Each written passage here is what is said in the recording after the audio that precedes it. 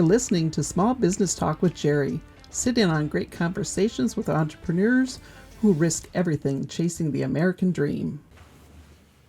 Hello, everybody. We're here for another episode of Small Business Talk with Jerry, powered by SBR Productions. I'm Jerry. We have our co-host, Craig. Hello, everybody in the small business world. And tonight, we are going to interview, podcast, chat with Blake Hathaway of Happy Garage Doors. Hello. How's it going, Blake? I can't complain. It's good to be here. Good. Are you staying busy? Yes and no. It's small business things, so every day is a new challenge. Absolutely. What Happy Garage Doors? I mean, it sounds self-explanatory, but give us a little, what do you do? Everything from new installations of garage doors to, further back, okay. Maintenance and on the doors and openers. So it is pretty self-explanatory and kind of do it all, whether residential or commercial. So if I got a squeaky door, I can call you and you'll tell me if I need a new one or if you can fix the old one? It's my specialty. Generally I can fix them. All right. Well, I can attest that. I asked a question I already knew the answer to because he did two. Well, I have two doors and he did both of them, and it's almost creepy. The tuck under, it doesn't vibrate anymore and it doesn't make noise, so I can be upstairs and not know it's opening. So it's almost too quiet. Yeah, I can't sneak in anymore. Yeah. We had ours done. I think just the one. I don't remember if you did both garage doors. But we did our main garage door was to the rollers. Yeah, but what are they called? They're not metal. I mean the Servants' quarters. What? The one to the servants' quarters? Oh yeah. Down to the peasants. They are, nylon. Nylon. Okay, yeah. So nylon. And, I think, I don't remember if I was talking to you or what, but somebody said they don't really make that big of a difference really from metal to nylon. I can't even explain how quiet it is when you go from nylon from the metal doors. It's amazingly quiet. It's night and day, especially in Minnesota. Well, so now, I think it was, if I remember right, it was Brandon Miller. You did some work for him. Yep. He was asking me if they made a big deal. I said... that sounds familiar, because that's what you said. Yep, and I told him, I said, well, and he's got two kids, and of course we were all kids at one point. I said, you ever have the strap-on roller skates with the metal wheels that you put on your tennis shoes? And he's like, yeah. I'm like, okay, the metal wheels, right? You remember how those sounded? Now, you ever went to a roller rink and actually had a real pair of roller skates or a set of inline skates, roller blades? And I said, that's the difference between metal... and nylon. It's in a bearing. It's crazy. Yep. Yeah. And then, of course, he called you when he had problems. So, yeah. It really is quite amazing how much quiet they are. Do you have to, what's your biggest, is that the biggest kind of repair, or not even really repair, like service? Is that kind of your biggest product line is replacement? So to me, garage doors, and correct me if I'm wrong, garage doors don't seem to be like, hey, we got to replace this every 6 years or whatever the case, things in the house. But like those, I think you could, right? The rollers on a regular basis, not a regular basis, but I mean, more than a garage door. You can if you get an inferior product.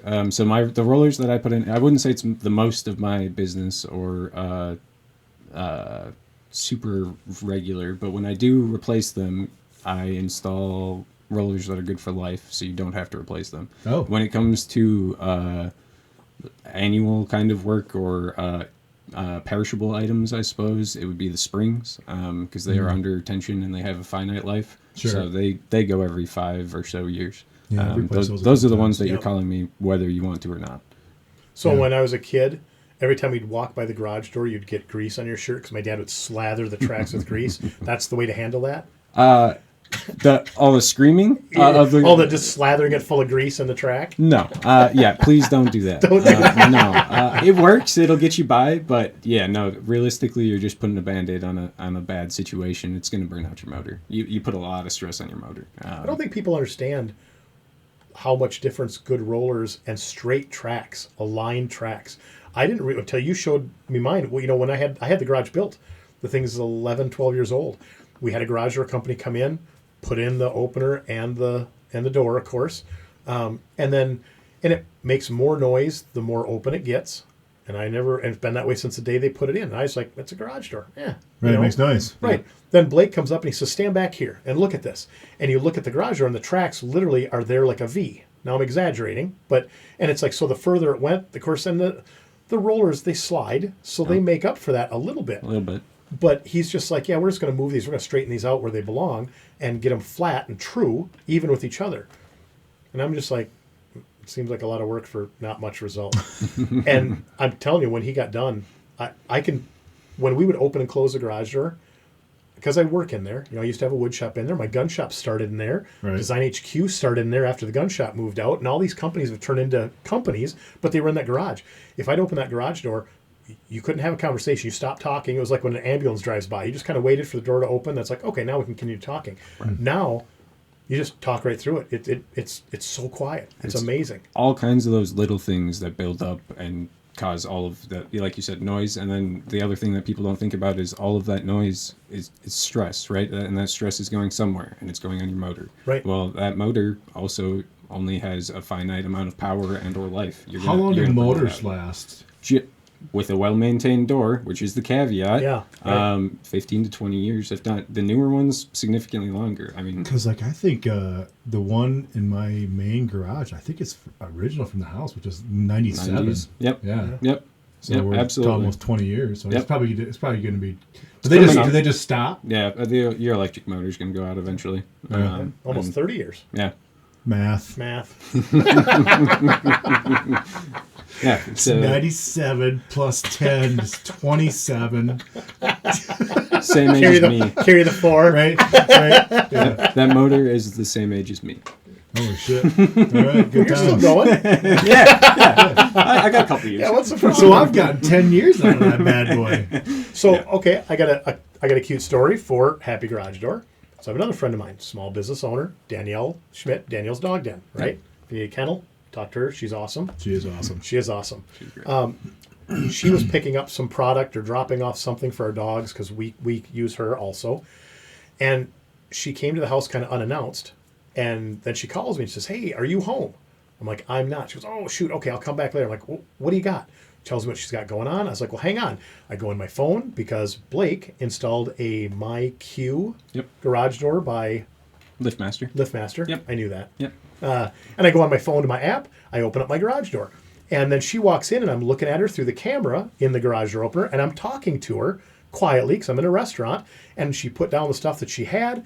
And she walks out and she's like, what do I need to do? I'm like, nope, I'll take care of it. She walks out and she stood there politely and waited to make sure my garage door shut, which was very nice. Is it the one out here? The both main one? now I have it in both garages. Yeah, I have it in both garages. I want that. Well, and so we get all done. Then she texts me right away and says, when you're done eating and you're not busy, please call me. So we get done. We get home. I call her and she's like, what just happened? Tell me about this awesome garage door opener of yours. What is that? And she laughed. She goes, what? So I tell her about it. And she's like, so how do you do that? I'm like, well, Blake did it. Well, they had just built a new kennel, a building for the kennel, has a garage in it, but no opener. Their house at the time was about 1.5 years old. I think, wasn't it? Maybe a year old. It was very new. Very new. They had just built it. And it was within its first year, I think. Anyway, but it had a double door and it had an opener on it, but it was just a generic opener, same thing I used to have, like most of us have. So then she calls, she goes, boy, I'd really like to have that. That would be awesome. And I said, you want for the kennel? She goes, no, that's a sad part. The kennel's the one that needs an opener, but the one at the house, that's where I'd like to have this one where I can control it with my phone for the kids and the cameras and blah, blah, blah. I was like, well, I said, let me call Blake. I said, I'm sure it's a double door that you're taking it off of and putting on a single door. That shouldn't be an issue. I'm not the expert. I'll get you with Blake. But I said, I don't know why I couldn't take the one opener down, go put it in your shop, in your kennel, and then buy the new one from him and install it in the house. Then you have the whole deal. He could do that. So she didn't. So she didn't have one in the kennel. No, that shop had just been built. It was like days old at that point. Okay. And she just had a manual, just open and close it yourself. Well, so I told her, I said, well, move your opener. Well, it would be nice to have an opener out there. We just weren't going to spend the money on it right away. But then she wanted this, so that's what Blake did. And that job. Yeah, it went great. I had to switch the rail because the shop had a much taller door. But other than that, it was good to go. And yeah, she was happy. She's ecstatic with it. She's like, hey, I've got the cool I got a Jerry opener. She calls me. It was so funny. She made me laugh. Yeah, I want that too. I've considered it just because, like, a lot of times, my son, we have a code on the one, right? So Yep. he uses that. But, Yep. people come over, hey, are you home? No, I got this. Well, here, I'll open the garage. Right, Just open get the in the garage garage. door. Yep. Otherwise they sit on our porch or something like that. Yeah, And- or they hide it behind a planter, and you're Yeah. like, well, I hope it's there when I get home. yeah, right. Yeah. No, it's great. I love it. So then after he did that, we put one in the front also, in the tuck under. So is that a whole new unit, Yes. motor and everything? Yep, So that when my would be. motor goes out after my 20 years plus 10, right? then I could upgrade it then, right? Yes. You're saying? Yeah. Or Or tomorrow. In, I mean, yeah. In the short term as well, they just kind of release these. They're smart keypads that'll go on the outside of your door that should I don't know your motor, but should be able to pair with your motor, and then it has a camera built into it, connects to MyQ, and then you can also set individual codes for people so that your son could be 1111, yourself could be 1112, and you can That's set, actually the guys- codes he uses. Don't tell me. Great. Now I got to change. Now you got to change everything. and then yeah, And you could spend all that money and do that just in time for your motor to take a shit. That's exactly right. That's exactly right. That is the caveat, because you. I mean, are if gonna I was spend an that. if I was an upgrade, right, I would put a new motor in Yeah. because the new one, the one in Thurstall is actually not that old because we had a fire, so that one's newer. But the one, I can't believe the one's still You going. just can't have nice things. No, I can't. I can't. Burn my boat motor up. Oh, no. Next time your garage burns down, you'll be able to watch it from the camera that Well, way. that'd be fun. That'd be fun. So, Yeah, that's. But I tell you that MyQ is amazing. It really is. I love it. And everybody that comes over, if we ever use it like that, it always turns into a conversation of what is that? They don't even, a lot of people don't even know they exist. No. It has It's awesome. Amazon integration too, if you wanted to go that route. Yep. So Amazon drivers can access it, which is kind of cool. And Yeah. Well, yeah, because but again, Amazon delivery. Now we're just starting to get Amazon delivery here, so that's been useful. What?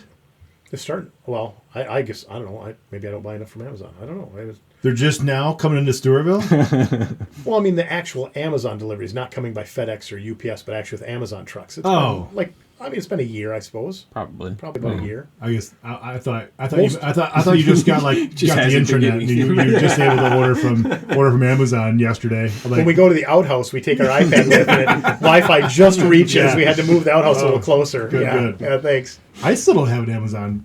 They don't deliver my stuff by Amazon. I don't see them very often. It's usually FedEx or Yeah. UPS. So when Heather's gone on vacation this week, I get 3 or 4 different drivers that stop by to make sure everything's okay. It's not- So with the MyQ thing, so or what is that what it's called? Yep, MyQ? MyQ. So does it have a camera come with it? Or I mean, when you Yeah, it's part of the. It's built into the It's unit. built in. Yep. Into the It's motor? flips unit? down. Yeah. Yeah. Oh, no kidding. Flips down. Yep. Holy Yep. crap. And then built-in lights, so you don't have to change those out because those are terrible. And it's cold in the garage. You don't want to change your lights out. Right. Bright LEDs. Yeah. They Wow. thought of a lot. They've come a long way for being garage. That was my door next question. It was like, is what's the technology growth been in that? I mean, I have to imagine, right? Like, we have the, like I said, in the third stall, the code, right? 1111. Everybody, if that's Yep. what you want to do. Yep. But that's obviously old technology, Yep. right? Because you can't do with your phone or anything. So Yep. So yeah, we're kind of talking about the more cutting edge when it comes to garage doors, as fast as cutting edge moves in garage doors. So here's you're looking in my garage right now. Yep. And that's from the motor. Live. Yeah, Yep, that's the motor. that's live. That's live, pointing at the garage door. And if I want to open the door, it says What's closed. who's that person in the cage back there? Wrong one. Huh? I didn't realize. Yeah. I guess I didn't realize it had cameras built in. That's even cooler. And then belt motors have become more standard. Way quieter. Way significantly quieter. They've been around for a while as well. I'm not going to say it's cutting edge. It's not like they came out last year. But they've come a long way in terms of overall durability. They don't really snap. Some of the older ones had Sure. a tendency to snap just because they didn't have the material science right. So yeah. You just watch. I'm gonna go home tonight after this, and I'm not gonna be able to get in my damn garage but the motors are probably gonna take a Springs shit. are broken. Springs are gonna break. Motors will be bad, and the belt's gonna break. Yep. All at once. All at once. Yeah. But that's not a big deal. You know a guy. I knew know a guy. Yeah. I know a Right. guy. Yeah. So okay. I'll just have to sleep in my car for the night. You just got to try and hang on to another 30-old piece of technology. That's all. Right. They didn't have cameras in garage doors when Reagan was in president. What are you talking about? What are these cameras you speak of? He's got some doorman chiseling directions on a piece of stone, his tablet. No, it's amazing, and it does amaze me too. Like, I mean, Danielle, she had no idea that was even a thing. She was like, how did you do this? And I mean, I've seen the commercials, the smart homes and all that kind of stuff. So I kind of had an idea that they're out there. I just didn't realize. I didn't know the cameras. When you were talking camera, I'm thinking like Ring camera or something like that because you have all that stuff in your garage, maybe. But that's pretty wild. Yeah. The economies of scale have also caught up to bring them affordable. So that was that's part of the reason. I think it's not a $2,500 garage door opener, right? I mean, I remember when you did Danielle's, that whole thing was under $1,000, and he took one down, put one up, added a rail, added the new Q with the camera and all. And now here's the other thing: we have in my garage, I do not have a battery backup. Do I? Or do I? You do. I do. Okay, then I have on both. Because I know in Heather's garage, we for sure wanted a battery backup. Now, it actually has a battery in the garage door opener. So if our power goes out, you can get like 1 or 2 lifts or 3 lifts out of it, give or take, on the battery before you're... So, I mean, you can at least get it up, you get it back down, or get it down if the power goes out. You don't have to... Is that an additional feature? Or is like a that's standard? Optional. Yes, it is. I remember that was like an extra 100 or 150 bucks or something like that. I don't remember, but you're pretty much on the spot. I mean, I guess why am I? Yeah, you're on the spot. Yeah, but I know, like for us, it's like it's one of those things. For me right now, it's not a big deal. But if I'm Craig and I try to milk out this opener for 30 years, I don't. 30 years from now, I'm not going to be able to reach that red cord, be strong enough to pull it down anymore. So I want that one last. You need a stepladder, but. Well, that's today. I need you to come over and do it for me. Is what I need. Hey, tall guy. Yeah.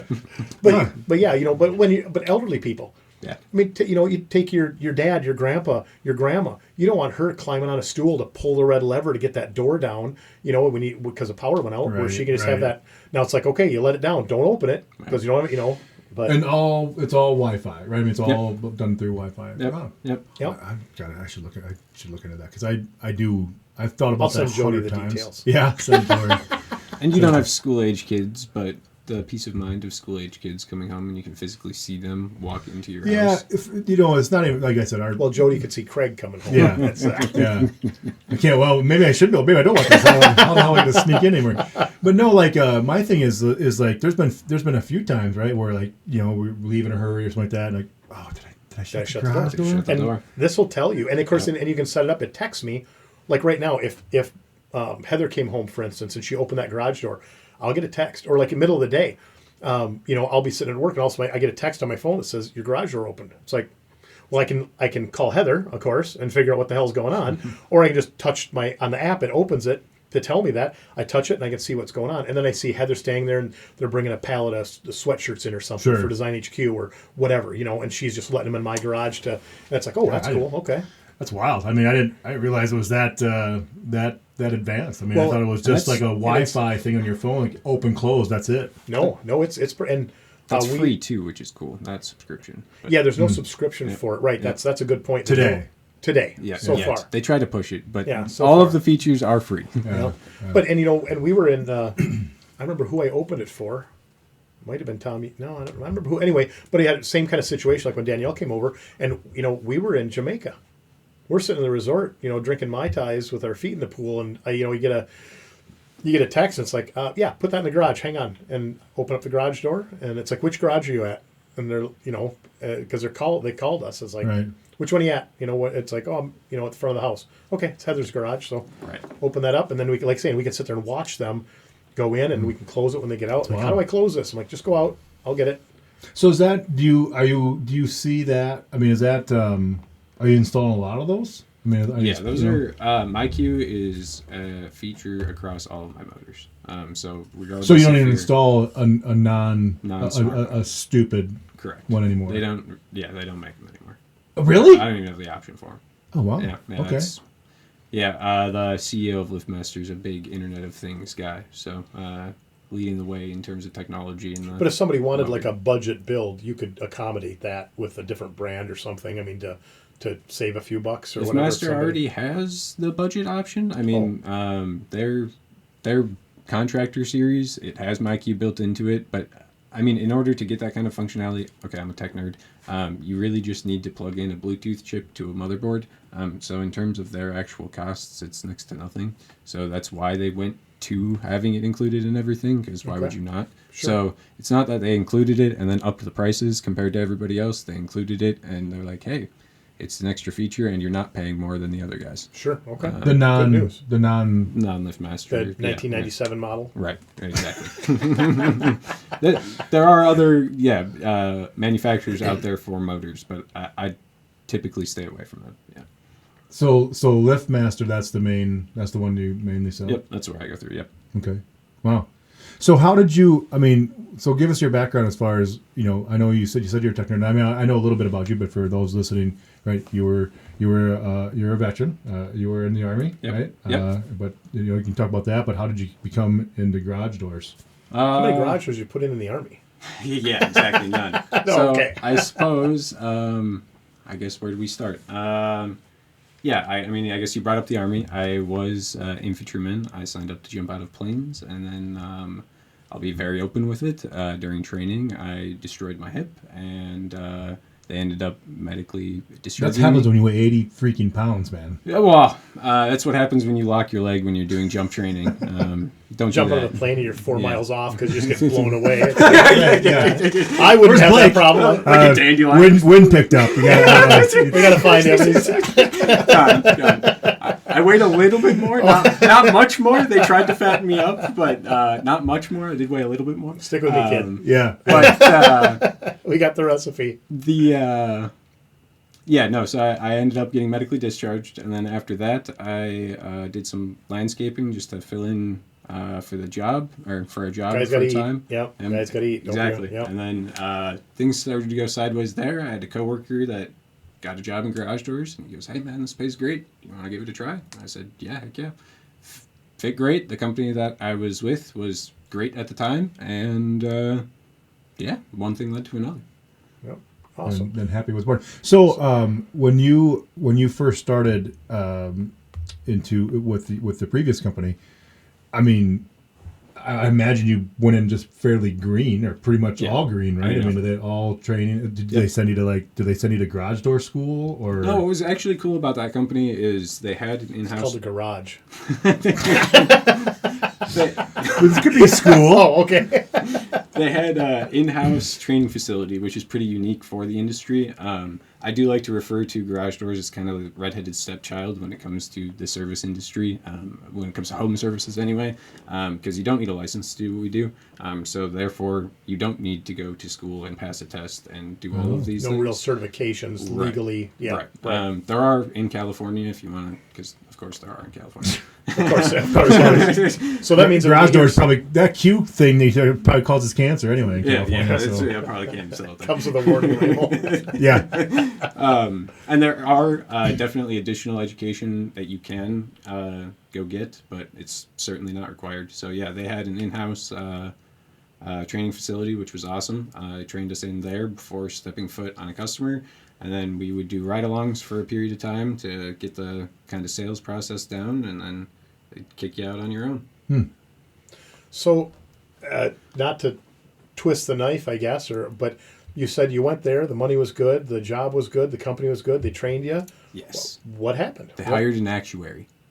All right. Explain that to the listeners. So they hired a numbers guy who came in and Garage door expert, I'm sure. yeah, absolutely knew everything about the service industry, and 100%. And ownership decided to chase money. I think they have goals of being national brand, and switched our pay structure from like an hourly type structure to commission, and then started telling us they didn't have money to pay us, which was, I mean, we all know the money we bring in, we could see it, so Right. it's just factually not true.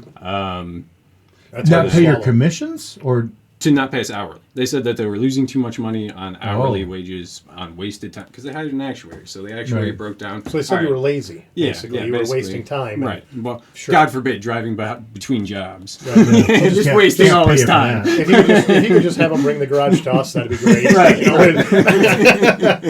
know, So yeah, and then after that, I actually got sent to sales school, which was really awesome. I spent a week with a really cool company called Sales MVP, and they taught sales, which was awesome for me to learn in one respect, but also when you're in the service industry, it kind of clashed with me ethically.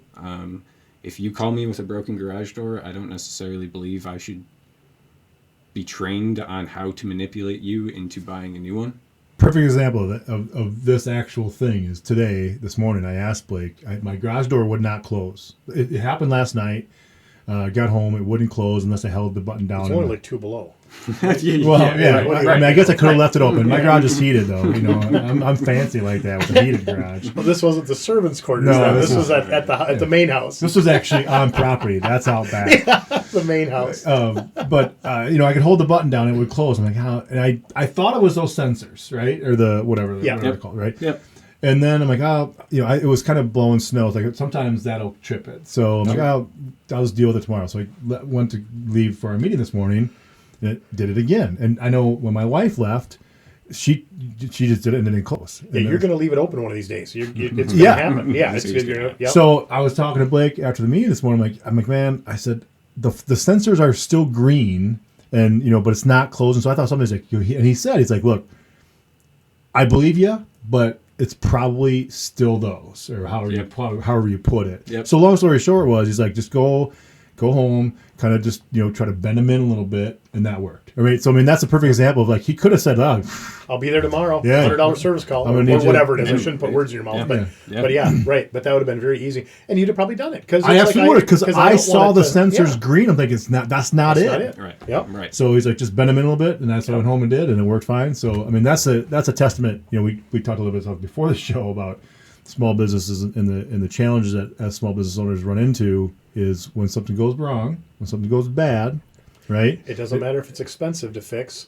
You got to fix it. And you don't have to. But, you don't. You can give them 10% off the next order. Right. But then you get talked about on podcasts like this, and we can be brutal. So that's a testament to Blake, and Happy Garage Doors. He easily could have, and I would have, if he would have said, might be something with your motor. How old's your motor? When the house was built. Oh, yeah, let me come over and take a look at it. Yeah, I mean, if you don't know what you're talking about, and someone says, well, how old's the house? 97. Jesus, that's a 63-year-old motor. We should math. we should replace that something on right now. Yeah, right. But then and if you replaced your motor from 97 today, you're not going to feel like it was unnecessary. Right. You're not. You're right. Yeah. You're not The 100%. It's easy to justify that. Right. But integrity. I mean, now this wasn't you because I didn't know you then, but at my auto shop, we had a new garage door put in. I mean, this thing didn't even have a box on it. It was literally just an open motor. The building was built in '49, so I think think this motor may have been put in used when they built this. It was 35. Oh my God! It was horrible. I mean, it might have been built wartime. I'm guessing it was like the last one that came off the line before they switched to military. Switched to tanks. Yeah. So, but the thing, it worked until it didn't. When it didn't work, he comes in, he puts in. Well, now of course we put in a new motor. Now we have to have eyes. Because the old one had no eyes. Right. So I put it in, and now I can't get the thing to close. And now only certain times of the day. Yep. It wouldn't close certain times? Close. Certain times of the day. Wouldn't close. So I call my friend, BK. He's the one that put it in. And I say, you know BK. Love BK. Yep. Great guy. And he comes in, and he's kind of scratched his head. He's like, of course, when he comes, son of a bitch worked every time. Yep. It's just like people bring me a broken car, and it's like, it's working fine. Yep. It's like it doesn't act up when it's there. Yep. I bet he stopped by 4 times. Finally, I'm paying attention. I figure out certain times of the day. I didn't realize that at first. It was just randomly, I thought. So I go out there and look, and I'm like, and I send him a picture with my phone, and I'm like, when the sun is over here and shining on the northbound sensor. Oh.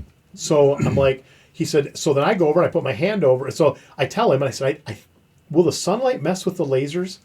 And he's like, oh, yeah. I'm like, and he happened to be at Taco Bell across the street. And I'm like, he goes, I'm right across the street. I'll be over in a few minutes. Yep. He brings his sack lunch with him, and we sit and eat a little bit. And this is a hilarious story. I just spent, $1,200, $1,300 on a commercial garage door opener. It's a 10-foot tall door, wide, whatever. Yep. And he goes in, he's looking at it, and he goes over and he just puts his hand over it, hits the remote, and it comes right down. Yep. Takes his hand off of it, and as soon as he does that, it kicks back up. Puts his hand over it, hits a button, it goes all the way and lets it go to the bottom, goes all the way down. He just doesn't say a word to me, walks by me, and I'm following him because I figure I've got to go do something. He just like walks in the bathroom, and I'm like, okay, that was awkward. I'll just be over here. I'm like, yeah. and he doesn't shut the door, which is weird because it's a business. And I'm like, okay, I'm just going to be further over here. And he comes out and he goes, do you mind? And he's got a roll of toilet paper that's probably got that much toilet paper left on it. I'm like, no, not at all. He shoves it over the top of the eye, hits the button like 3 times, and it works fine. He peels off, he runs all the toilet paper off it, shoves the empty roll back on, and he's like, there you go, brother, you're all set. And he walks out the door. And I'm like, but again, that's the customer service. Because if he'd have told me that we had to do something different, this or that or the other thing, I trust him. I'd have done whatever. And I'm not a garage door guy. Have you ran into this in your, where somebody's called, somebody has called and like, I got a quote or is it too late? You know what I mean?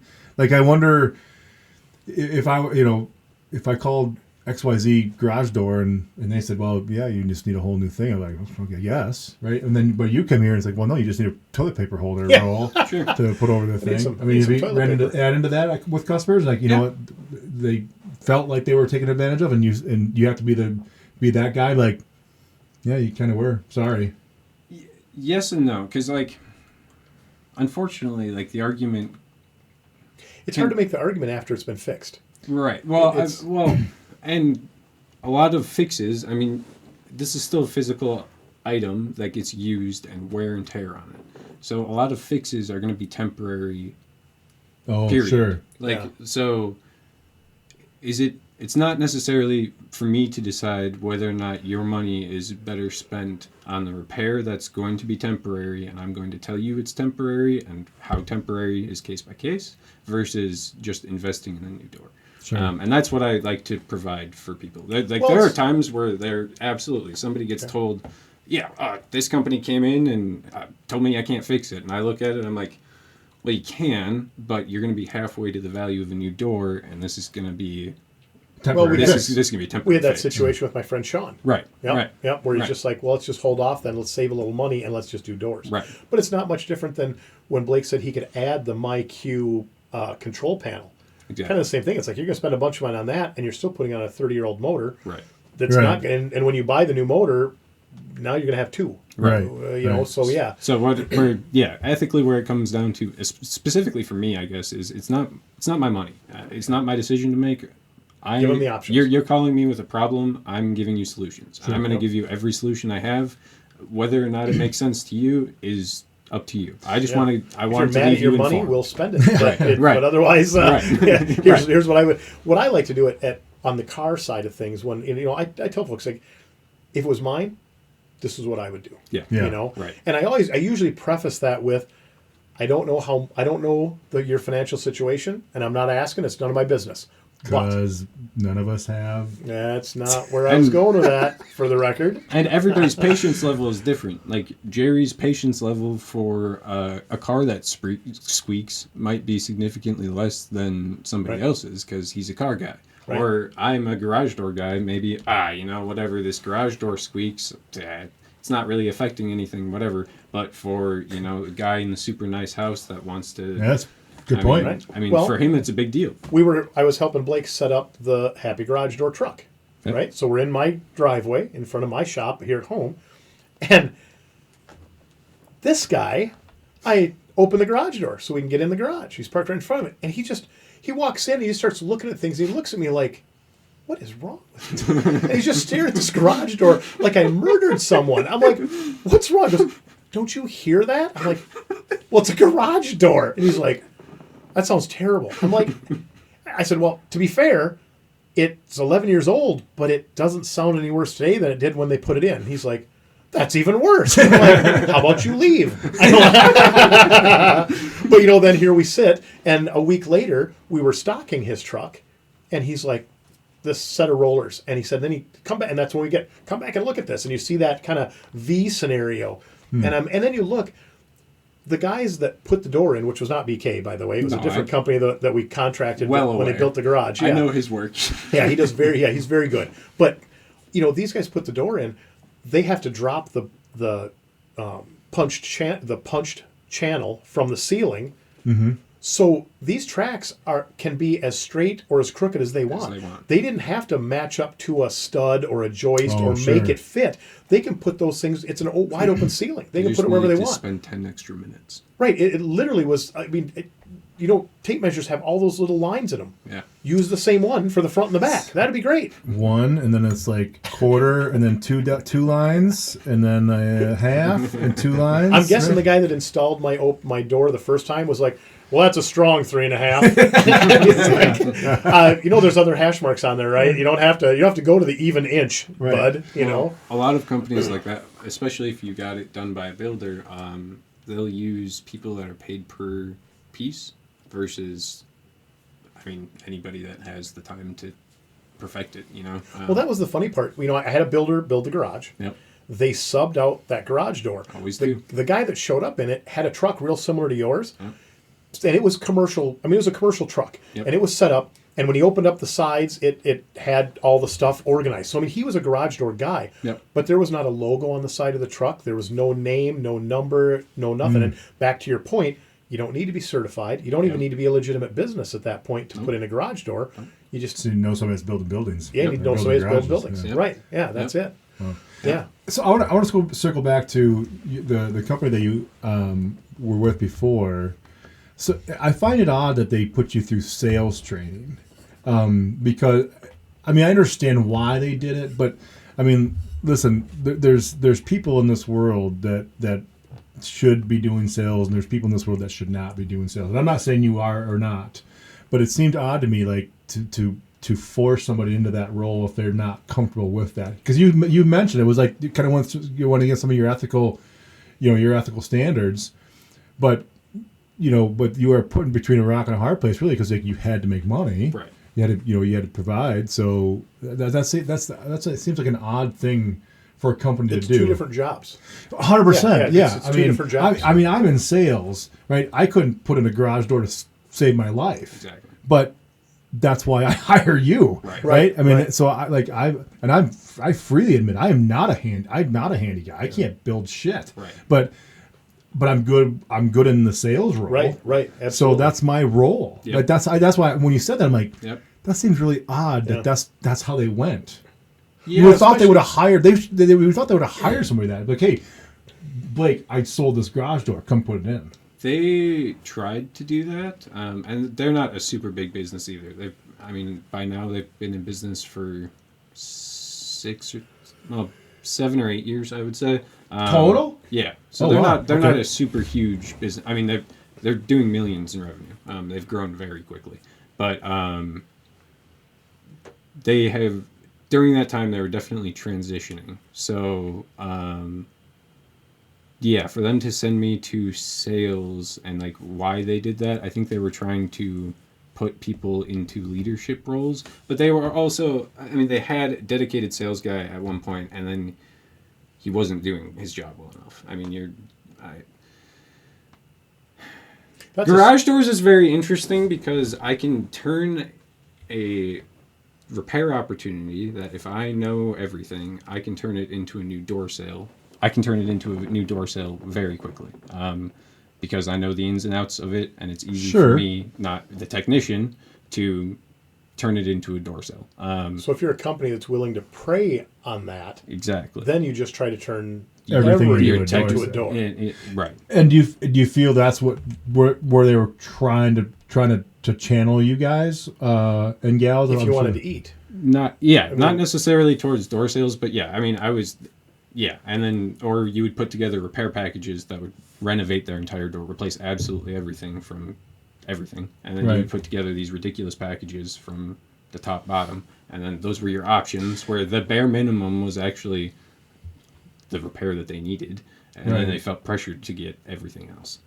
That's really unfortunate, I think, because... But it says a lot about you, that you're sitting here today, talking about not doing that to people. Right.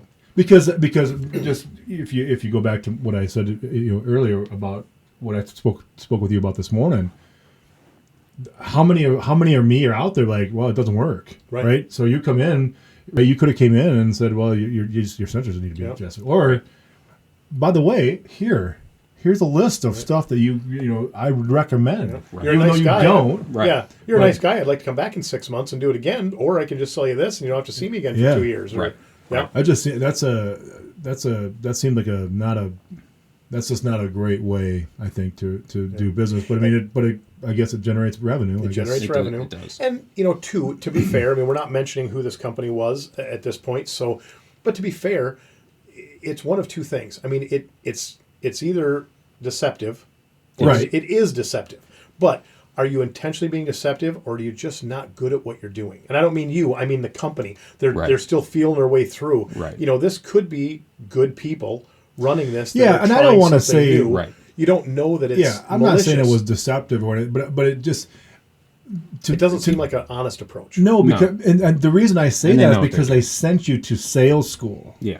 Right. If they would have said, "Listen, Blake, go out, diagnose this problem, and fix it." Right. And do what's best by the customer, and if it ends up being a new door, fantastic. Yep. And that's the way that you stop. Yeah, and if it just needs their sensors adjusted, do that. Yep. Right. And so that's to me like that's for me the disconnect was when they said, okay, we're going to send you to sales school so you know how to upsell. Right. Yep. That's exactly because and upsell. Listen, I'm in sales. We all do it, but there's an ethical way to do it. You do it what's best, not what's going to get you the biggest paycheck. Exactly. And from a small business owner coach scenario that I like to put myself in from time to time, what I see there that makes it really suspect is that you're sending technicians. I mean, I have technicians. Right. I mean, and I know exactly where you're going. Right. That was my thought initially. Yeah. They're great guys. They're great human beings, and they're very good at what they do. They are not salesmen. Right. And I mean, I have a job. I own that business, but my job, I'm an employee of my own business, and my job is the sales end of it, and it's helping people get their cars fixed, helping them make decisions, and giving them the right options. Like you said. My business is no different than yours. There's plenty of times where it's like, okay, we can Band-Aid this for $100, or I can fix it for $700. Where I'm at with them is, this thing is a 2007 with 200,000 miles on it. I want to just Band-Aid it. Right, or it's a case of, okay, it's a 2018, but I know this customer. They dump their car every 5 years. Right. This one's a little overdue already. Right. We can Band-Aid this. Are you ready to trade? Are we in trade mode? Right. Yeah. I'm like, all right, we'll Band-Aid it. Go trade it. Go, Exactly. I mean, I'm not gonna throw sawdust in a transmission, which really isn't a thing anymore. It doesn't work. It used to years and years ago with banded. Really? But yeah, back in the day, you could get a little time out of banded transmissions that way. Get a little grit in there. No shit. But then when they went bad, they went bad. No, my point is, you don't set someone up for failure like that. You don't Band-Aid it so you know it's going to fail, Right. so Yeah. they can go trade it and make it someone else. And that's where But when you again back to when you first said that, I'm like, to me that seems like all they wanted you to do was upsell as much as you possibly could, and then I mean I guess incentivize you, and there will be people that will do that just because the But here's the fishy part. As I started to say, you talk about technicians, and technicians typically in most businesses are not salesmen. Correct. So the fishy part for me is that you start a training you send your technicians to a sales school. You sublet them out. It wasn't their business, right? It was not their business. They send you out to a sales training business. Yep. And at the same time, they change your pay structure to commission to create the hunger. Yep. Yeah. They teach you how to upsell, whether people need it or not, and then make you hungry for the paycheck, and that upsell becomes awfully appetizing. Yeah, and that's my point. That's the shady part. That's to me, it's like one or the other. I get it. A lot of companies work off commission. Now, me again, automotive, tons of commission going on. Sure. I pay an hourly rate and overtime. Right. I do not. It's like my guys, whether they're sweeping floors or they're fixing your car, getting paid. They're getting paid the same. Yep. Yep. And my guys, but there's a respect there. The guys don't get lazy. They don't take advantage of it. Right. Because they know that if we're slow, I don't send them home at noon and they don't get paid. It's like I told everybody. You've experienced this. You've worked at one of my stores. And it's like I'll go home. Yeah. It's like, if you guys are both my employees and it's quiet today and there's really not enough for all three of us to do, well, you are hourly, I own the business. Do you guys have something better to do? Right. Do you guys have something better to do, and you want to sacrifice a half a day's pay for it to go do it? Then tell me, because I'll let you go and I'll work. Right. And when you both go, kind of rather get paid. Great. I'll see you tomorrow. Yep. I'm out. Right. And I'll take the day. You know, It's that's noon how. every day for Jerry. Call him. Hey, where you at? Oh, I just No. got home. That's hurtful. You know that's not true. That's hurtful. But I love the fact that you recognize that because you're a young guy. Well, and you mentioned sales or technicians aren't typically your best sales guys, right? So we're trying to turn technicians into sales guys, and then on average per job, the industry average in garage doors per job was about $400 a ticket. That was average. Their minimum expectation was $700 a ticket. Sure. So I mean, See, and that's shady right there. Right. Yeah. Setting like a quota Yeah. or a minimum. Yep. And And then they tiered that so that if you managed to get X number of percent closure rate along with X number of upsells, well then we'll give you X percent of commission versus here where you're only making some amount of commission. So I mean, there are times where with the money that we had on the line and the way that it was set up, if I wasn't upselling and closing sales, I wasn't paying bills. Right. Yeah. I mean, it was that dramatic. Go back to the technicians selling. I have a friend of mine. He works for a plastics company. They're out of Texas, but they have a division in Winona. He travels all over the world, and he's a salesman, but he's also an engineer. Which in that business, when you're talking about technology and big Kind of what I am too. production, I'm a salesman. I'm kind of an engineer that's not good at math. but where he's unique is the charisma that guy has.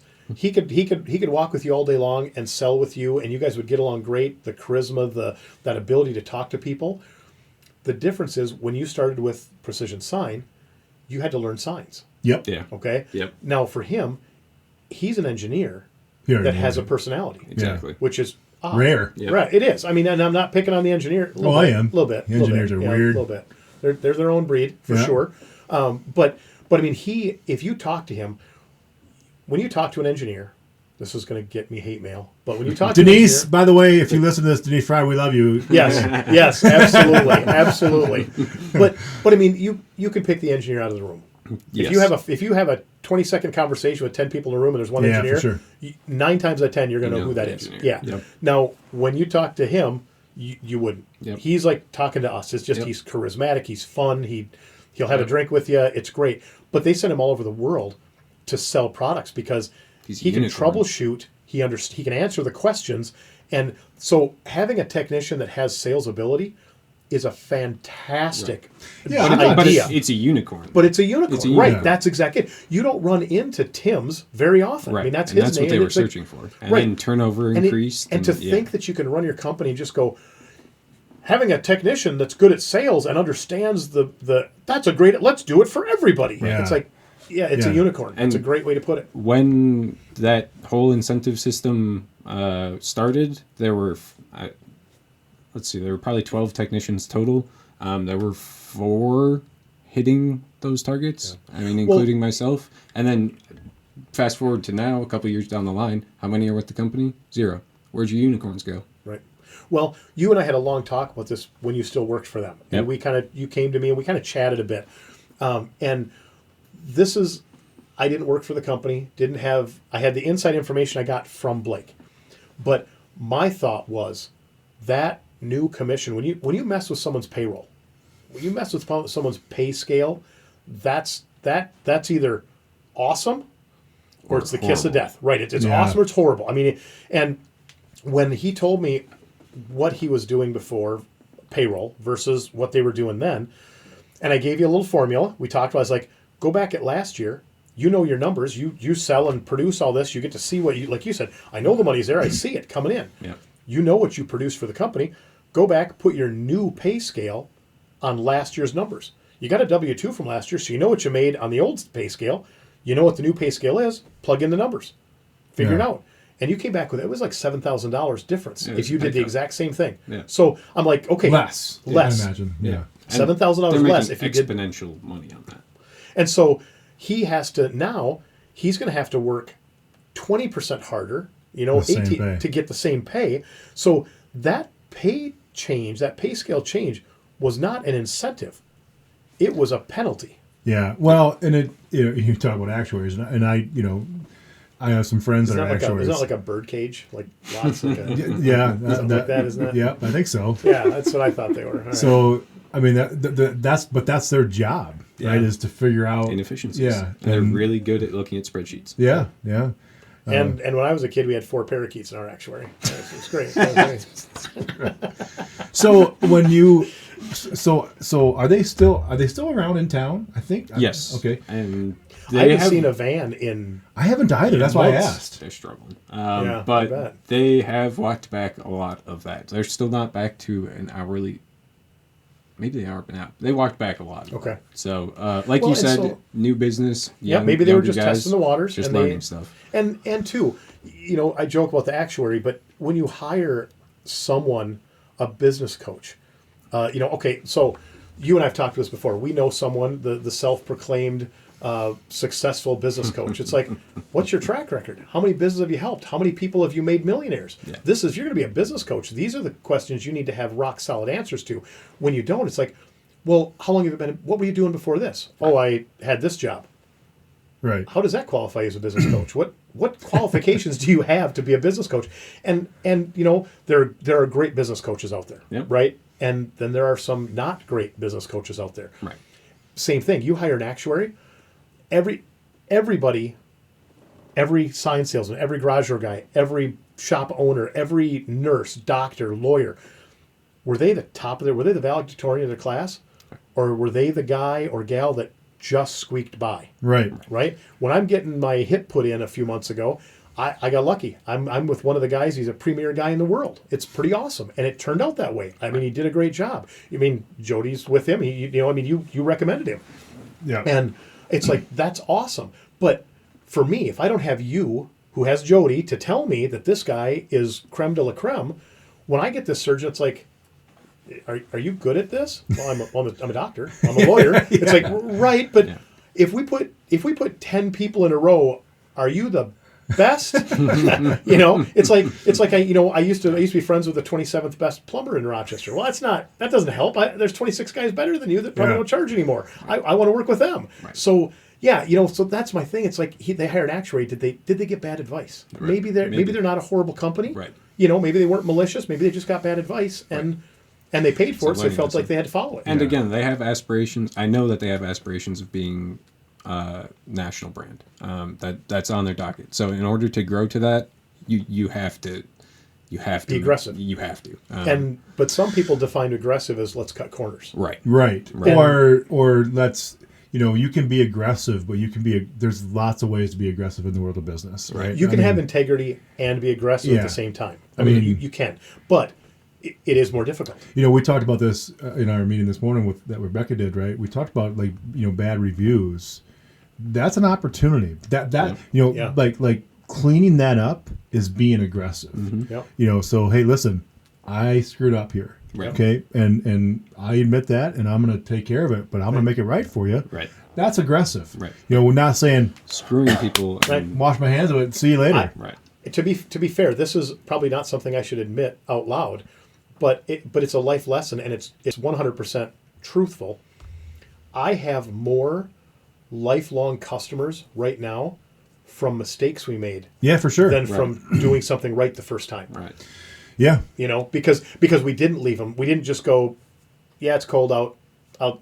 It didn't work out. Have a good day. I'm going to move on. They expect you to do the job right the first time. When They it do. goes wrong, the way that you make that up goes a long way. Yeah. It does, sure. and that's why I say I have made way more lifelong customers by not doing it right the first time. Right. Yeah. Not making a profession that's the way to run your business, but we're human, and and you make mistakes. Right. And Yeah, things happen. it I mean, does. that's the thing. Yep. Things happen, but how you respond to those Right. things, those bad things, I think says a lot about a person and b a business. Right. So Well, I mean, you put a sign up, everything goes smooth, and a month later the LEDs burn up.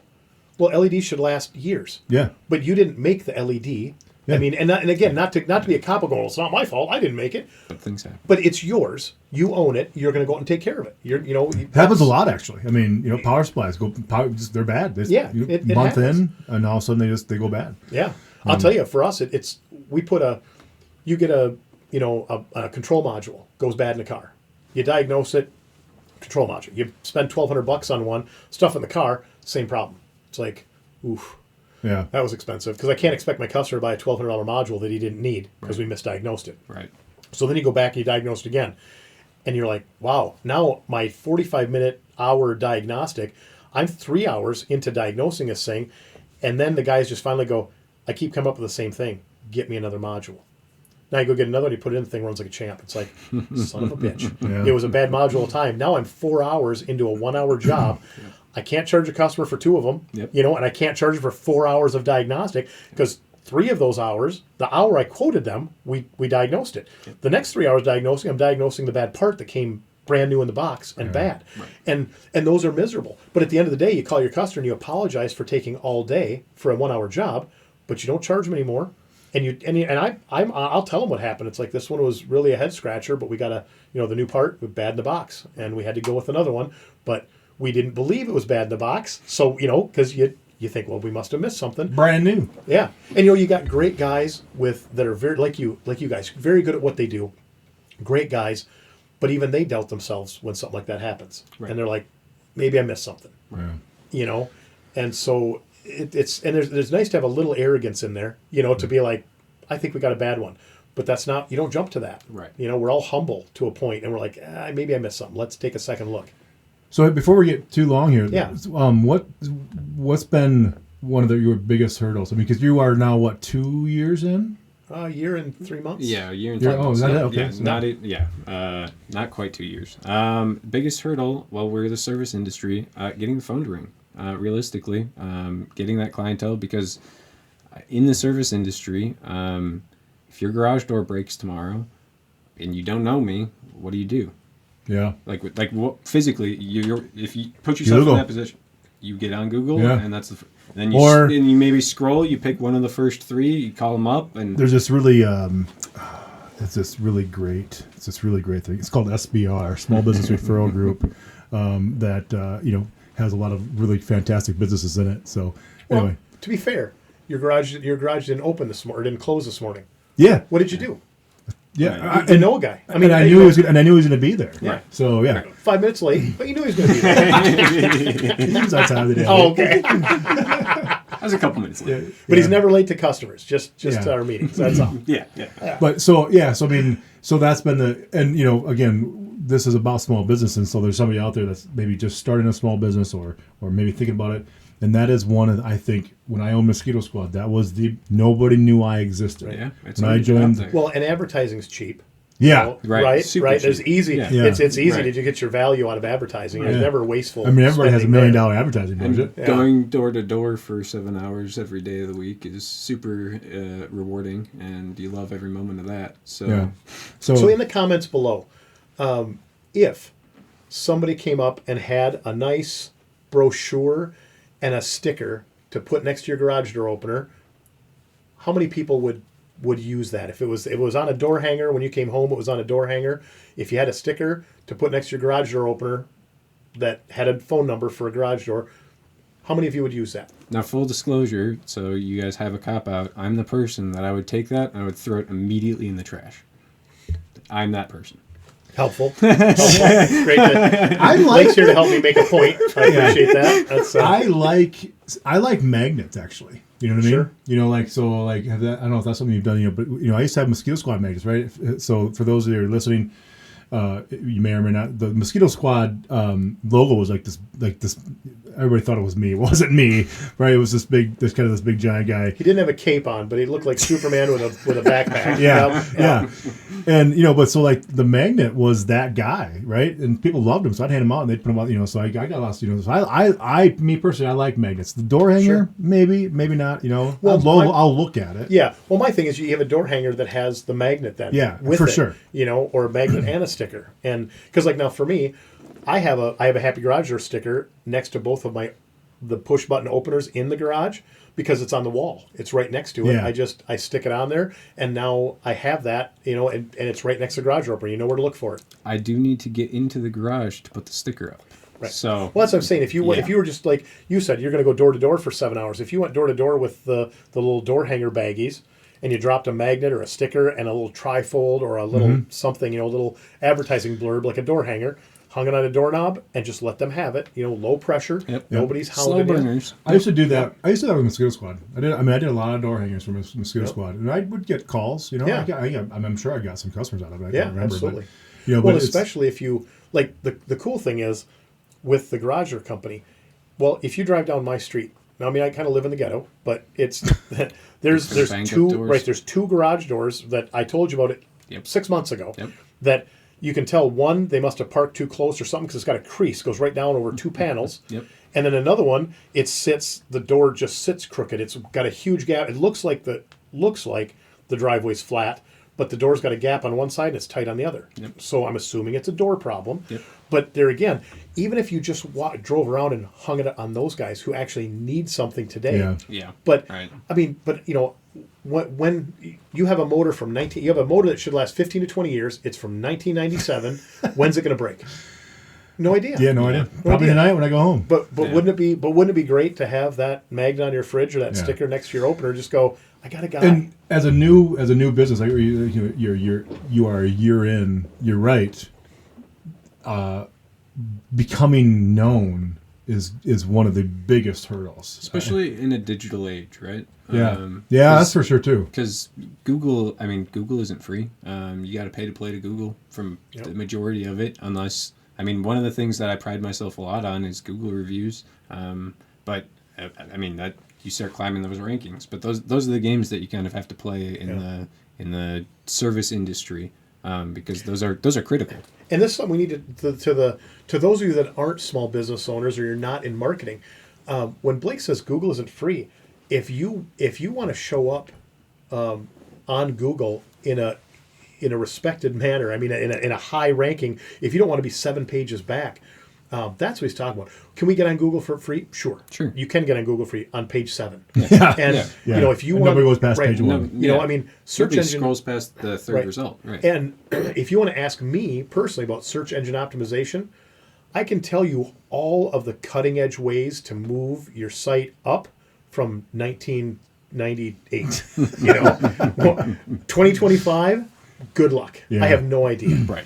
Right. And most people don't. Right. And they pay big money Big for people to move you up. Yeah. And if we move you up in Google, is that guaranteed to make your phone ring? No. I No. spent all that money on SEO, Yep. and there's no guarantees on it moving up, Yep. And because at the time you've got 20 people ahead of you on the list, yep.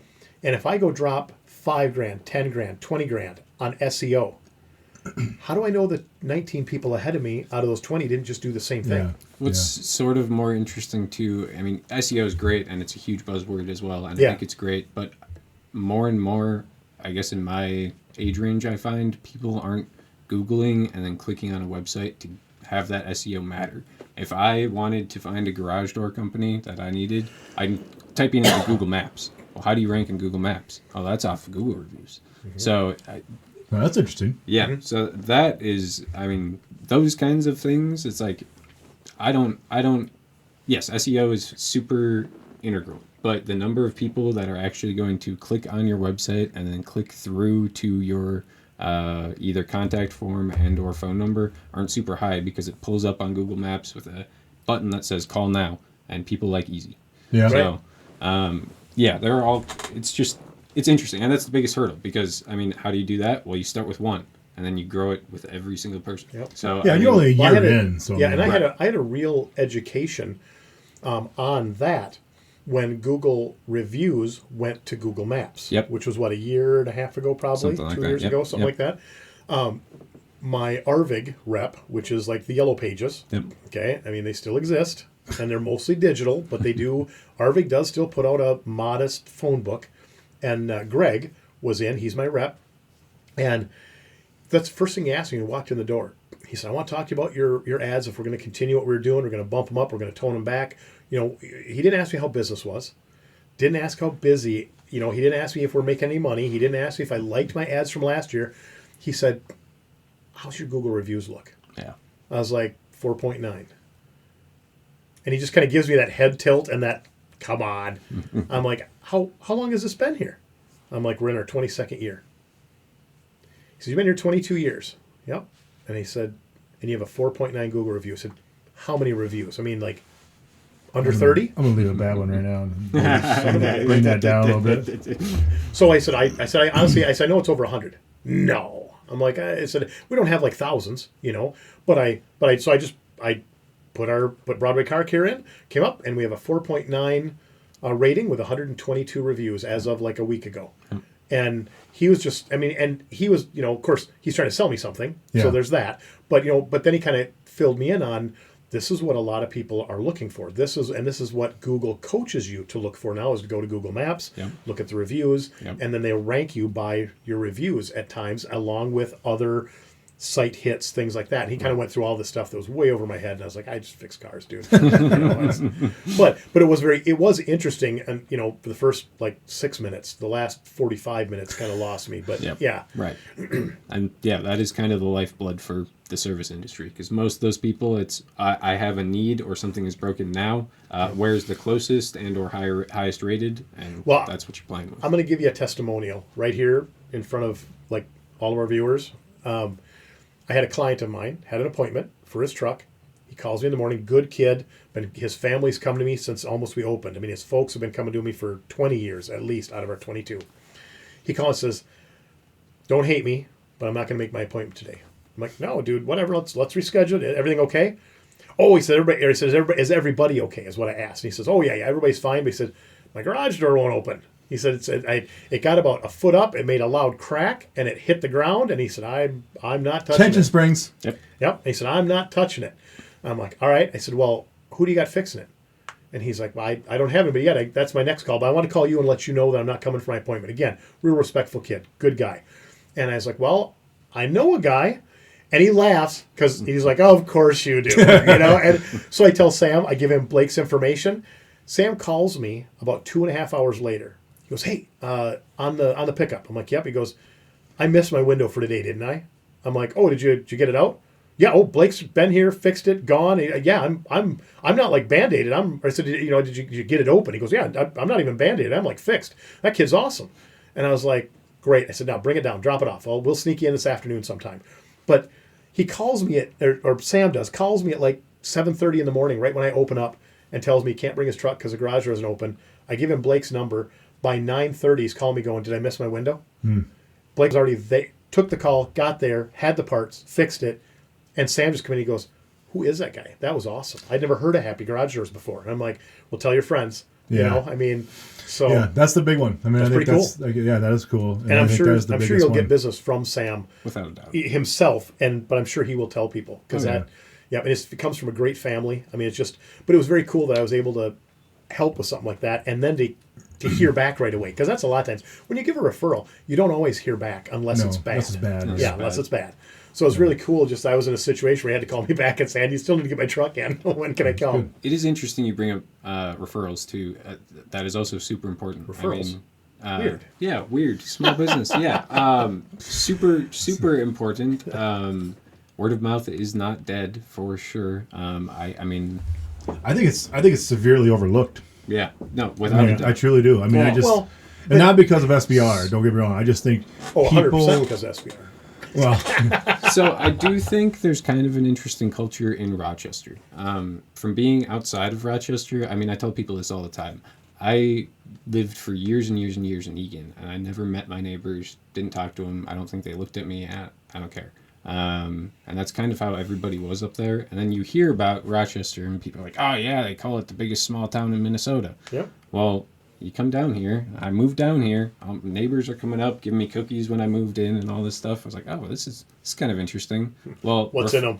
Right. Well, referrals down here almost specifically are very interesting because watching the company that I worked for before try to break into this market, that was something that they were missing entirely. Yeah. Because they didn't try to get to know people on a personal level and expand that. And that's super critical for this at least specifically this demographic.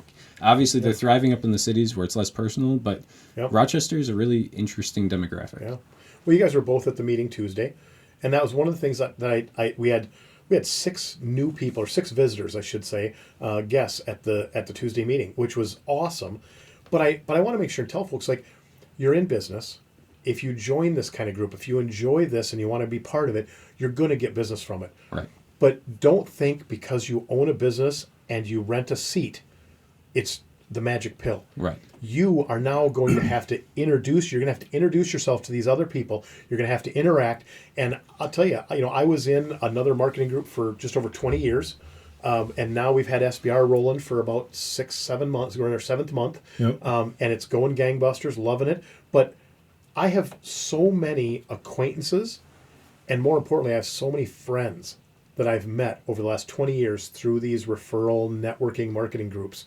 And it's not stopping. Right. It's awesome. And if you take the time to be neighborly, just like you said, your business will benefit from it. For sure. 100%. So I like to pair this along with my sales training again as well. So then for small businesses, you want to grow and keep that reputation. Okay, how do you bake that into your sales process and, get that process downstream so that your employees also continue that on? I think you don't need a script. Obviously for me, I knock on people's doors and I have a whole thing, but there are certain things that I say to people during the interaction to try to convey that. And I think for small business owners, being genuine though is a learned skill, right? Shockingly. I don't believe that. I'm gonna argue with you there too. I'm with Craig.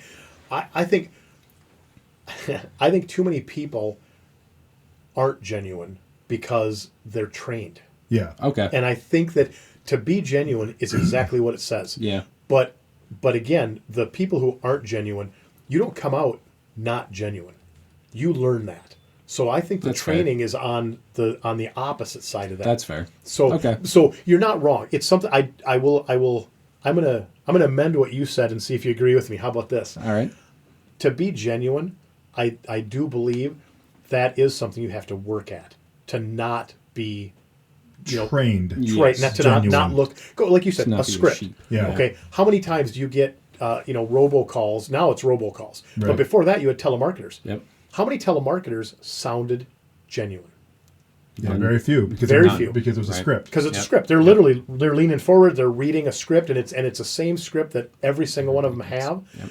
And so that's the trained behavior. Yep. So I do believe that being genuine, I believe there's effort in it. So you're not wrong. I do think you have to put effort towards it, because most of us were trained that, okay, now you're a technician. Oh, wait, now you're a salesman. Yep. You went to a class, you went to a school, you trained. Yep. How do you take that knowledge and still have the charisma to walk in and going, hey, I'm Blake Hathaway. Here's what I got. Right. I think being genuine, though, in my mind, is just to be who you truly are at your core. Right. Yeah. Right. And if you're not a salesperson, that's okay. Yep. And I've said this a million times. I am good. The only thing I'm good at is people. And I don't say that to be patted on the back, like, oh, no, Craig, you're great. No, I think it's just people. Yeah. Except Jerry. Yeah. But that's what I'm good at. My mom was good at it. My youngest son has that. We are able to talk. Yeah. Yeah. Yep. And that's just my genuine self. Yep. Now, if I go and try and be a garage door person, I could I bullshit my way through it? Sure, I could. Yeah. But that's not my genuine self. Like, I have to, the signs, I had to learn that business. You got to learn it. Right. And so, like, when you said, you have to learn to be genuine, I don't think so. I think you just are if you are genuinely. That's fair. But if you've been trained, I think there's effort involved. Because you've got to remember. But that's not genuine, right? Right. That's when I think we're thinking the same thing. Yeah. It's just you're trained. You're trained. That's not genuine. Right. Yeah. You can Right. be a good salesperson, or you can run your script if you have it, right? Turn it into your own, Right. but make it genuine into who Blake is, or who Jerry is, or Ryan, whatever. Right. the case may be. Right. That's the key, and I think that's where people really fall short. Yeah. Because absolutely. they have this preset. Oh, this is the key to all the money. Yeah. I'm never going to get turned down now. Right. Yeah. And then they Well, and another thing about about trained versus genuine. How do you take rejection? Yeah. Right. That's a big part of it. Yep. And when you're and I think there's a spot where sales training is helpful because you start to learn not every objection is a lost sale. Right. For sure. You 100%. what's the objection? Right. Now you can ask that honestly. I mean, I want to help you.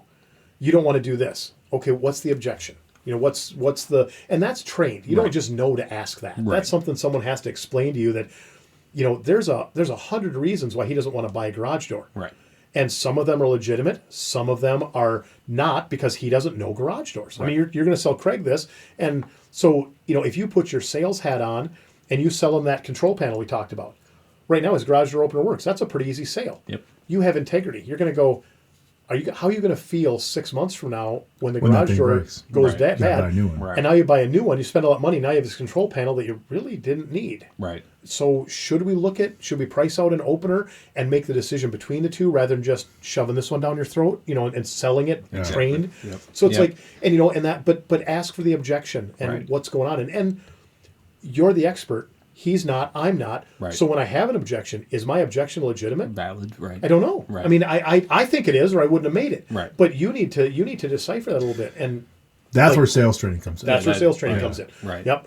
And you can be genuine and still ask me why I don't want to do it. What's Right. your objection? Right. That you can still ask that with the intention of not hammering the sale home, but actually making sure I get the best bang for the buck. Because a lot of times people, when it comes to something like this, it's a tangible item, something that they probably need, but they need the top of the line. Right. Maybe not. Yeah. But I think that one of the biggest is like we're as consumers, I think we're all pre-inclined to say no. Oh, yeah. Right. Yes. So it's like, I don't think so.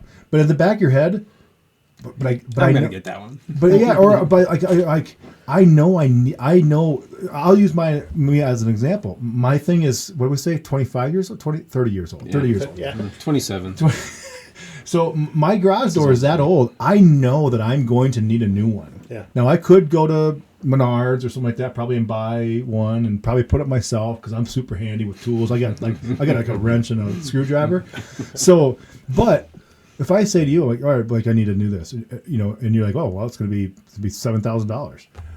Well, okay, well, I guess. Or no, hell no, I'll go to Menards. Yeah. Right. And then you come back and go, so, okay, well, what do you really need, right? What do you want to happen here? Well, and how Are many- you going to stay in this house for the next 10 years? Or are you selling it? Right. Well, you how just need a many- garage door. And how many people don't know what they want? Exactly. Yeah. You know, and they need a little coaching. Yeah. That's- So Okay, you so say You no. gotta ask right? I'll ask questions. both of you guys this question because I think you'll agree with me. I think we've all done this. How many times you walked into a store or a car lot or whatever, and you want to buy something, or at least you want to research. You need some information about Yeah. what it is you're going to buy.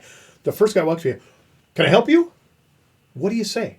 No, I'm just looking. Yep. Yep. I mean, 100%. everybody Every single does time. that. Yep. But you walked in, you got out of your car going, I'd really like to know how much this expedition is, and Right. whatever. Yep. And then the guy comes up and he just, what? Can I help you? That's why in sales, you don't ask, can I help you? Yeah. Yeah. What can I help? What can I help What you can with I do today? for you? What can I do for you? What Yeah. can I ask that open-ended question, not the yes or no questions. Now you can do that and be genuine also. Yep. Because I don't want to sell you something. I'd like to help you buy it. Yeah. That's pretty simple. But we've all done it. No. Information is key, Yeah. right? I mean, information, like And asking the right questions. Yeah, Yep. for sure. And for most people would like to have someone who's, I'm going to say, semi-polished as a salesman. Yep. They don't want the bow tie and plaid jacket used car salesman, but you know what I mean? They want that polished salesman. Yep. But to your point, you said you had to learn signs, right? Yep. You had to learn garage doors. Yep. If you're not, you're a technician going in, Yep. didn't really know if you were going to be good at sales right away or not. You knew you could put Yep. doors in. Yep. Actually, Excuse me. I would have told you I would have been awful at sales. Sure. So yeah. that even makes my point more valid. Right. Then you go in, all of a sudden when you're doing this, you can overcome that lack of sales ability by knowledge. By Yeah, being able for to sure. answer all the questions. Right. That's That's huge. another sales training issue, and I run into this even today with precision, and I'm sure you probably do too, maybe, where I'll get a question and I don't know the answer. It's okay that you don't know the answer. Yep, absolutely. Right? And I'll just simply say, I'm like, listen, I don't know the answer to that, but I'll get it for you. Yep. You know, I gotta ask guys that are smarter than me when it comes to signs or garage doors or cars. But then you can always throw it. You can always be funny. I mean, you're really good at that, where you can be like, and just to put you at ease, I'm not going to be the one installing it. Yeah. Just, and you make a joke like that, and you at your own expense, and you get them to giggle a little, and that's okay. It's usually, like in the side business, I'll defer to the graphic design guys. I'm like, listen, I can't draw stick people, so I'm not gonna be able to design this thing for you. I'm gonna talk to people that know what the hell they're doing. Right. That's not me. Yeah. So yeah. But yeah, so that's the sales piece. You know, is important. But you know, getting back to your original, you know, you have to get the people to call you first, which is the biggest hurdle. Exactly. Right. So, exactly. What's the thing you're the most proud of Happy Garage Doors? Putting him on the spot. Yeah. We ask the hard questions. Yeah, that is a tough one. Most proud of. It's easy for me. Looking at you, what I would think your most proud moment would be. You're still here. Yeah, I mean, 100%. It's still in business. Yeah. That's number one. But, I mean, realistically, if I look back on character growth from, I mean, day one walking into a networking group in which that I was shaking in my boots to today, that's really what I, like, character growth. I've come Personal so, growth. yeah, I've come so far as an individual in terms of, I mean... Granted, I'm also 27. I mean, there's a lot of growing up in your mid-20s anyway. A lot of experience to get yet. Absolutely. Right. So, personal growth. I said that was when you bought a bigger shirt. So yeah, when I look back, I mean, that's what I'm most proud of. Yeah, I absolutely 1,000% love being in business today. I wouldn't be here if I wasn't. However, I believe even if I went out of business tomorrow, I've learned and grown so much from this. I mean... the experience is invaluable. Right. Yeah. Absolutely. Right. So, okay, obviously, Small Business Talk with Jerry is a branch or derivative of Small Business Referral Group. So I'm going to take a little credit for Small Business Referral Group with what you just said. Walking in and doing your first meeting with any networking group, it's unnerving. Yeah, For sure. I remember my first 22 years ago now, my first meeting, I was just like, I walked in and then I see everybody standing up one by one and they're talking about their business a little bit. And I'm like, oh no, nobody said this. Yeah. Nobody told me this. Like, I'm sitting by the door. You guys are done. I am out. Yep. I got about 6 people to hit the door before I get my last eclair, and then I'm done. It's like, but and now here we are, you fast forward to starting Small Business Referral Group, and all my guys, I was so proud when we talked about doing our meet and greet. We had almost 100 people in that room, and all my guys said, we would like you to do the presentation. Right. And that was pretty cool for me, to be honest, Craig. I mean, you were one of those guys, and it was just to have you guys have the confidence in me. And I can't help but think back 20 years ago, going, I mean, I didn't want to be in a room with 100 people. I don't know 100 people I liked back then, and now to have other people have. It's one thing for you to be audacious enough to go, I'm the man for the job, but to have other people go, we'd like you to do this. That was very humbling. That was very awesome. Right. Well, and again, personal growth, whether it be in your personal life or in business, is always something to celebrate. I mean, we talk about all the time, right? We have enough shit to deal with, right? In small business, we're running a small business. So we talk about celebrating the wins, right? Celebrate the wins. Yeah. Right? Celebrate So the wins. that's, and you've said that before, like you were terrified to even give a presentation, but now you are talking about I have no problem standing up in front of people. Right. I mean, Yep. you And guys that's don't all like of us. you guys don't like to hear this, but those 10-minute presentations come right off the cuff, and Yeah. I couldn't have dreamt of doing something like that. Yeah. Yeah. So personal growth, and like No, you said, that's it. every day is a challenge. So I'm not gonna say I'm not proud of where I am business wise, but every day is a challenge, man. I'm not ready to look back and be like, oh yeah, I'm super proud of what I've built. Like, I'm building. Right. Yeah. And you'll never stop. You'll never stop. Never stop. Right. Yeah, for sure. No. And the day that you quit having problems, headaches, hurdles, Right. something's not right. Right. Something huge is coming around the corner. And I'll add to that, the day that you think that you've got it figured out is the day You get divorce papers. Well, or the day that I don't need to keep learning, right? I mean, you always have to continue to for Somebody's going to personal overtake growth. you. Yeah. Right. Well, maybe not, but my point is like we as humans, we should all strive to just be better in personal life, in business. You know, if you got kids, if you got grandkids, whatever the case may be. You know, we have a lot of people in our SBR groups that you look at the wide spans of business, right? You look at business owners, new business owners, you know, just employees, but you hope that they just continue to grow professionally and personally, because if you stop doing that, then you're in a bad place. Right. I think. One of the things I like to tell my young guys, you know, when you have young entrepreneurs, when you have young employees, whatever, and as they get older, I mean, you just had a 50th birthday. Happy birthday, by the way. Yep. But so I'll ask you this question first. So you're 50. Would 20-year-old Craig be proud of 30-year-old Craig for the growth he made? And then take that decade. Would 30-year-old Craig be proud of 40-year-old Craig? Yeah, that's a great question. You know, 30 maybe not. You know, and it's not the same answer every step. No. But 40 for sure. You know, I mean 40, and I think at 52. I mean, when did you marry Jody? 1997. That was the turning point right there. That was. Yeah. I was going to get Jody in here, so I hope she listens these once in a while. Yes. Yeah. That 18-year-old Craig would have been super proud of that day, Craig. Right? So, yay. Well done there, fella. Done. Nothing but fist bumps. Right. But, that's a good question. But I think, and that's something I think we could maybe even integrate into SBR sometime, because that's a question I've always liked, you know? And so, like, because you're 27. Yep. So let's take a 5-year run. You know, would 22-year-old Blake be proud of 27-year-old Blake? Oh, without a doubt. And now you're not 50. Yep. So keep that in mind as you go forward.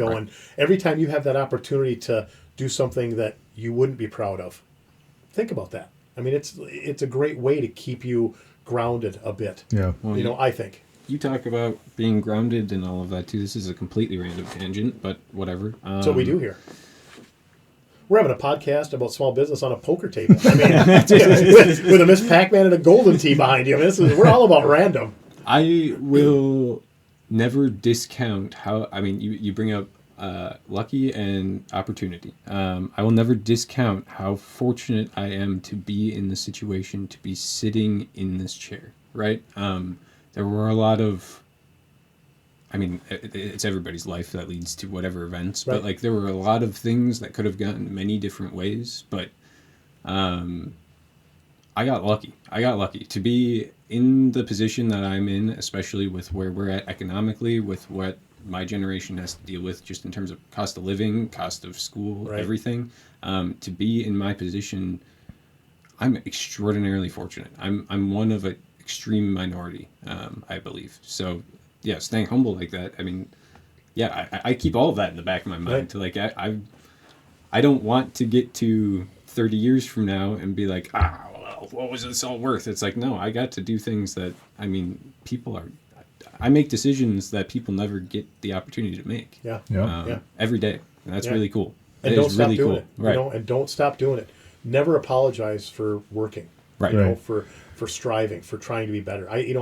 I listen to, and I don't want to get on a political soapbox of any sort, but I hear a lot of people who truly want people to feel guilty about making a good living. And I'm telling you right now, don't ever apologize. If you can do it with empathy and integrity, don't ever apologize for making a living. For working and making a living. But never apologize, and I'll take it, like, never apologize for what you have. Never. I mean, I've told my kids that. My oldest is 25, so it's about the same age as you. Right? He's a framer. He owns his own business as well. Right? But he's got the same struggles and the same fears that you have. And but I've said, and I'll tell this to anybody: never ever apologize. If you have the nice car, right? Doesn't matter if they finance it or not. Right. But don't ever apologize for what you have. Right. Now, And don't whine about it either, because I mean, okay, so a guy's got a Corvette. yeah, Well, you pull up next to a guy with a Ferrari, you might not feel so good about yourself. Yeah, you should. It's your Corvette. Yeah. It's if you're and then you pull up next to him in an Expedition or a Chevy pickup. Or because a, the guy in the Ferrari is going to pull up next to somebody in a Bugatti, right? And that's the thing is, and I'll and then that guy pulls up to Jeff Bezos driving his '97 Camry, Yeah. and he just looks at them all going, "Nice car," right? on his way to his $150 million yacht. Yeah. Yeah, exactly. I mean, because it wasn't like a '97 Camry he Yeah. drove for. I remember that interview, and it's like, so you can look down on people and be smug, Right. and you get nothing for it. Right. Nothing good ever comes of that. Right. It does, but like I said, all those, the Corvette, the Ferrari, the Bugatti, and then the guy to be is the guy in the '97 Camry, right? And nobody knows it. This unassuming, half bald, entrepreneur that just risked everything. Right. That's I'll tell you this. I'm going to mention this probably in a few podcasts because I was never a big fan of Jeff Bezos. Okay, as an entrepreneur, he's somebody I should have aspired to be. Right, he's somebody I should have looked up to. I should have admired. Didn't really care for him.